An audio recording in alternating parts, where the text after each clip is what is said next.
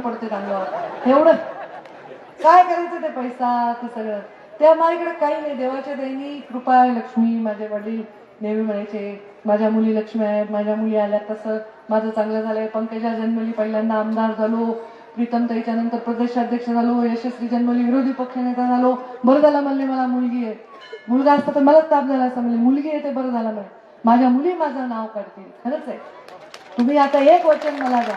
आईसाहेबाचा गड आहे, महंत महिला आहे, तुमची नेता महिला आहे, सगळ्या राज्यातले लोक माझ्यावर प्रेम करतात आणि माझं भाग्य आहे एवढ्या पवित्र स्थानी मी सांगते गोपीनाथ मुंडे नंतर ते स्थान तुम्ही मला दिलंय.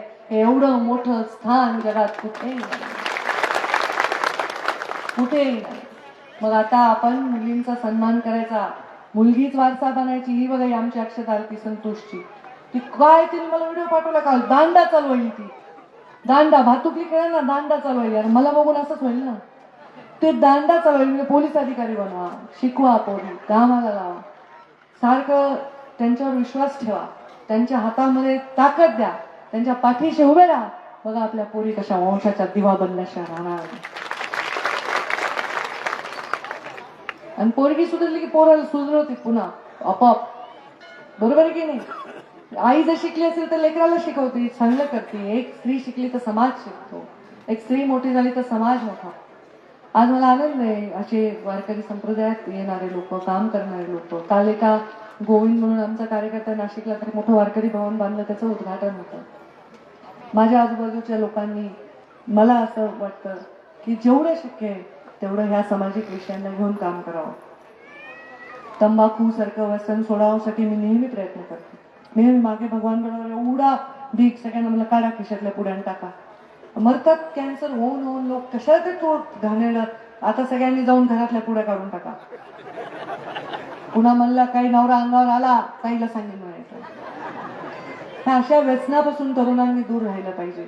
व्यसनाने डोकं खराब होतं. व्यसन करून करून मग लवकर पैसा मिळावा वाटतो. लवकर पैसा मिळून मग मस्ती येते, कारण मेहनत नाही केलेल्या पैशाने मस्ती येत असते. घामाच्या पैशाची मस्ती येत नाही.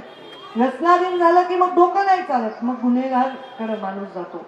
या डोंगर कपाऱ्यामध्ये वामन भाऊनी आणि भगवान बाबांनी हे जे सप्ते लावून दिलेत, हे नारळ जे दिले, जे नारळ आपले महंत घेतात दोन्ही गडावरचे आणि तिथे सप्ते करतात, तिथे येऊन कीर्तन करतात. ही परंपरा एवढ्या वर्ष जुनी कशासाठी होती. डोंगरातल्या लोकांना खायला नाही मिळालं तर त्यांचे नीतिमत्ता डोळणे, त्यांनी शिकावं. कुठे दरोडे घालू, कुठे काही करू, असं करू नये. ही तळमळ लोकांमध्ये होती, कारण त्या कुठे रोजगार नव्हता, अडचणी निर्माण व्हायच्या. त्यामुळे ते शिकवण आताच्या काळात गरज आहे का. आता गाड्या आहेत, शिक्षण आहे, सगळं आहे. थोडं कमीच भागवायची सवय लागली ना माणूस सुखी राहतो. मला आता मी म्हणलं नाही मला हेच व्हायचंय, राष्ट्रपती व्हायचंय अमेरिकेचा, तर मी दुःखीच होईल ना. जे आपण आहोत त्याच्यात भागवलं तर आनंदी राहतो माणूस. आणि मोठे मोठे स्वप्न पाहण्यासाठी दुसऱ्यांच्या अंगावर पायऱ्या म्हणून चढलेला माणूस कधीच मोठा होत नाही. इतिहास स्वतःच्या जीवावर मोठा झालेला माणूस इतिहास लक्षात ठेवत असतो. केवढी मोठी अफाट मोगल सेना होती, पण छत्रपती शिवरायांच्या सह्याद्रीवर घुसूच शकत नव्हती. कळायचंच नाही कुठं येतात, कुठून गायब होतात. हे म्हणायचे अरे हे मराठे मावळे कुठून गायब होतात, कळत नाही कोणाला. आमच्या पुण्यश्लोक अहिल्यादेवीने किती चांगला राज्य कारभार केला आणि किती मंदिरं बांधली. मी जगात कुठे गेले तर अहिल्यादेवींचंच मंदिर आहे. कुठंही महादेवाचं केदारनाथ पर्यंत मंदिर बांधले. किती चांगलं, म्हणजे धर्म आणि राज्यकारभार दोन्ही सांभाळला. काय कमी एक स्त्री त्या काळात जिजाऊंनी घडवले म्हणून शिवराय घडवले. हे सगळ्या गोष्टी आहेत. या सगळ्या महापुरुषांसारखं व्हायचं नाही, लगेच तुझ्या घोड्यावर बसायचं, तलवार घ्यायची, असं काही करायचं नाही.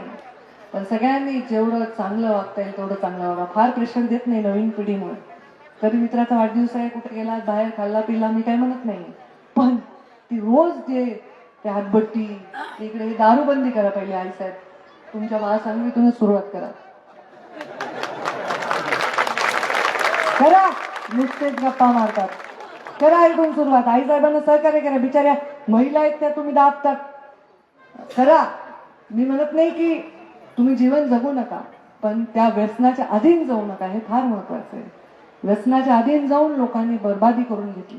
सगळं नाव आपलं खराब होतं, मुलाचं नाव खराब होतं, घराचं नाव खराब होतं, गावाचं नाव खराब होतं. असं काही आपल्याकडून होऊ देऊ नका. तुमच्या पाठीशी मी उभी आहे, तुमच्या संरक्षणासाठी तुमच्या समोर आहे आणि तुमच्यासाठी आशीर्वाद म्हणून तुमच्या पाठीशी उभे आहे. तुम्ही माझ्या पाठीशी उभे राहा.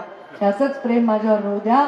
आणि मी असंच प्रेम करेन. तुम्हाला इथे सगळ्या दृष्टीने मी तुमच्या बरोबर उभी आहे.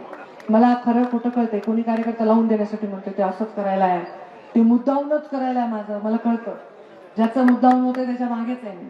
काही घाबरायचे कारण नाही. एकदम बिंदास चांगल्या पद्धतीने आपण सगळे काम करा. तुमच्या पाठीशी उभी राहीन. आईसाहेबांचे आशीर्वाद आणि मीराताई संस्थानाचे आशीर्वाद मला नेहमी आहेत आणि असेच राहावे हीच ईश्वरचरणी प्रार्थना.